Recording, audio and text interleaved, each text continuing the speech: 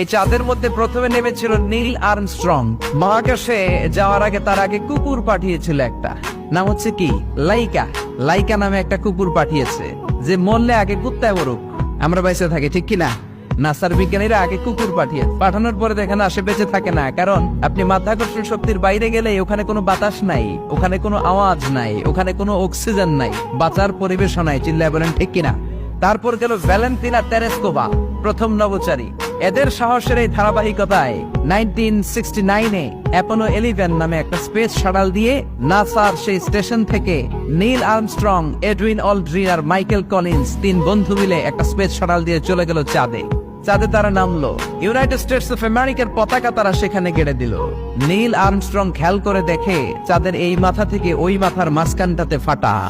ফাটিয়েছে কে?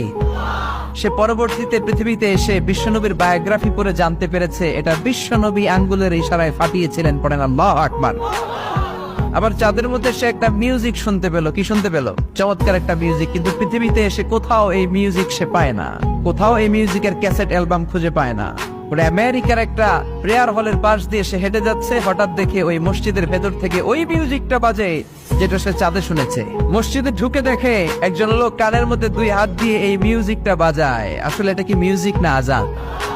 সে ভিতরে ঢুকে মুয়াজ্জিনরে বলে, তুমি এত বড় সিঙ্গার, এত বড় মিউজিশিয়ান, তোমার গান, তোমার মিউজিক চাঁদেও বাজে, কি এটা? সে বলল, এটা গান নয়, এটা মিউজিক নয়, এটা হচ্ছে আজান। চিল্লায় বলেন ঠিক কিনা? সে আজানের ধ্বনি আজও আছে না নাই? মহাত্মা গান্ধীর নাম শুনছেন?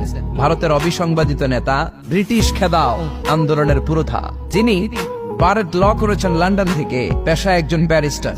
তিনি ভাবলেন সবসময় মুসলমানদের একজন নবীর কথা শুনি আমার হিন্দুস্থানে, সবাই বলে মোহাম্মদ মোহাম্মদ, কেই মোহাম্মদ, দেখি তো তার একটা জীবনী গ্রন্থ পড়ি। তো 2 খণ্ডের একটা জীবনী গ্রন্থের প্রথম খণ্ড উনি পেলেন।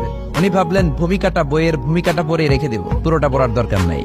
কিন্তু ভূমিকা পড়ার পরে পুরো জীবনী পড়ার আগ্রহ, কৌতূহল, কিউরিওসিটি তার অন্তরে ঢুকিয়ে দিল কে?